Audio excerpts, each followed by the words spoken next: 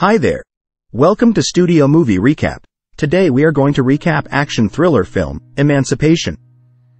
The movie begins with a slave named Peter spending his final moments with his family, wife Dodienne and kids Betsy, Scipione, and Laurette, before he is set to be moved to a new plantation in Clinton. Peter is forcibly removed from his home, but he fights the handlers so that he may return to his family. When one of the men turns a gun on Dodienne, Peter relents and is taken along with other slaves. One of the handlers describes Peter as being the best blacksmith. As he is being transported to his slave master's plantation, his son runs after him crying. He is stopped by one of the handlers and sent back to his mother since he was too young to be slaved. Peter promises him that he will return home. Peter and other slaves arrive in Clinton, where they are put to work and endure endless abuse and discrimination, as one of the slaves he was working with failed to lift heavy wood they were carrying. Their slave master gave him lashes to punish him for being weak and after he decided to kill him, but before he done so, Peter stepped in and defended him.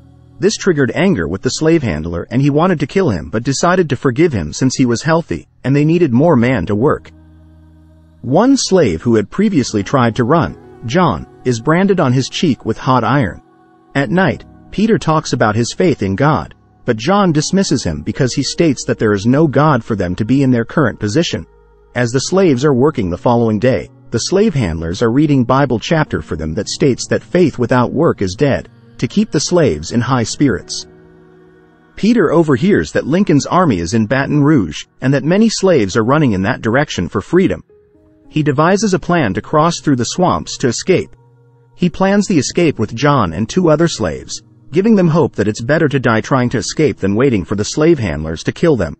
One of the slaves collapses and dies while working. Peter is forced to bury a dead slave in a ditch along with other dead slaves. Peter waits for explosions to go off so he may attack and kill the handlers. He kills the slave handlers with the shovel they gave him. He and several slaves begin running toward the swamp. Other slaves who were not part of the plan also try to escape but are killed. They are chased by a group led by Fassel, who is a slave master with horses and dogs. They reach the swamp. Even though it was not safe to cross, they crossed, but one of the slaves, Tomas, sees a crocodile and doesn't want to cross, as he was still contemplating. He is attacked by the handler's hounds. Fassel tells Tomas he can go free if he tells the men where the other slaves are headed. Tomas tells him everything in hopes that he will let him free. Fassel tells him to run. As he is doing so, he shoots him on his back and lets the alligators have what's left of him. John and Peter have conflict on which route to take. Peter tells him that they should run through the swamp, but John decides to not listen to him and runs in the opposite direction, saying he can defend himself with that small gun he was carrying. One slave is left behind with Peter and wants to obey his direction, but Peter suggests that they should split up so it would be harder to track them, while Fassel and his men continue their pursuit. As he was running away, he spots a house of one of the slave owners and decides to rest behind chopped tree and drink water. Since Fassel was on his tail, he quickly runs to the nearby swamp, but as he was doing so, he is spotted by a slave owner's child daughter and rang the bells for men to chase him. He misguided the dogs by hiding a cloth with his blood under wood log, and after, he went hiding underneath a swamp pond. They thought he crossed the swamp and left. As he was leaving, an alligator catches him and pulls into water. He fights off the alligator and stabs it with the knife he took earlier, and after, he tends to his wound while he hides in a tree. Fassel and his men, accompanied by house slave Knowles, stop for the night and cook an alligator. Fassel recounts a story about his childhood where a female slave would take care of him and was friendly toward him. When Fassel asked his father to invite her to dinner, his father replied that giving slaves anything would lead to them taking what the men believed they were entitled to. After Fassel told his father that he had been sneaking food to the woman, his father stabbed her and left her in the fields to die over 3 days. Back on the other plantation, Dodienne is told that the plantation's owner, Captain Lyons, has sold her to another owner, and that she will not be taking her children and must marry another man. She prepares her children for separation. While working on a cotton machine, Dodienne sticks her arm in to injure herself and make her unable to be sold. Peter continues to do what he can to survive, foraging for food and water. He covered himself with mud to keep himself warm. He created smoke with coal he found on one of the hideouts and climbed on top of the tree and took honey. As he was running away with the boats he found, he rubs his wounds with honey to make them heal quicker. He also uses onions to mask his scent from the slave owner's dogs. He runs into John and gives him onions to mask his scent as well. When Fassel and his men get close, John climbs a tree while Peter hides. They found John and told him to climb down but refused. Fassel shoots him on his back without him realizing. He forces him to reveal where Peter was.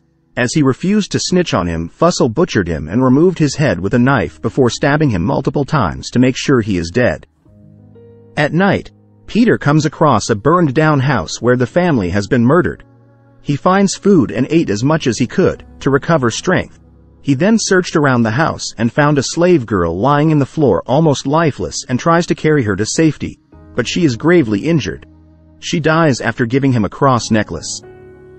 A slave handler appears and attempts to take Peter in, but he manages to fight him and shoot him, along with Knowles. Before killing him, Peter tells Knowles he is the worst kind of person for supporting his abusers. In the morning, Peter gets closer to Baton Rouge as he hears the cannons of Lincoln's army. He runs towards the cannon sounds. On his way, Fassel catches up to him and attempts to forcefully apprehend him. He gives him lashes so he can obey him and points him with his gun, reminding him that he was his god per his explanation. Before he kills him, the Union soldiers arrive and shoot Fassel in the neck, killing him. They then bring Peter with them.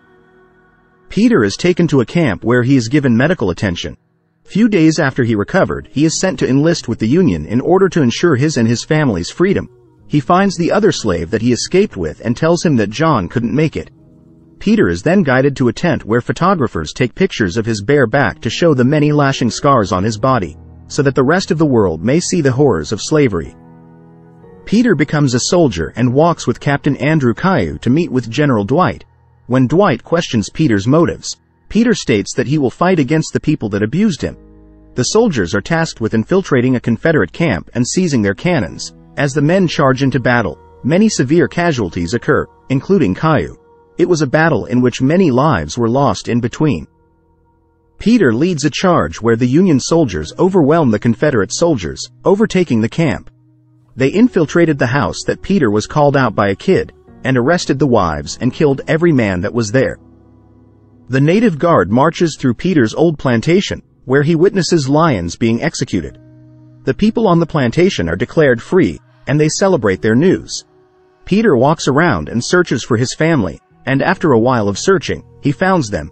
He has a tearfully joyful reunion with them, hugging and crying. They were happy to reunite, which was something they never thought was possible after Peter was taken. They begin to pray and thank God for this miracle. This film is based on real-life events. Emancipation was inspired by the true story of an enslaved man who became known as Gordon, who was photographed in 1863. The photo of Gordon, which showed severe scarring on his back from being whipped, was often titled "The Scourged Back," and was published worldwide by Harper's Weekly magazine on July 4, 1863. The striking image is the photographic proof of the cruelty of slavery. Did you enjoy the movie recap? Don't forget to like and subscribe. Hit the notification bell to be updated next time we drop. Thanks for watching.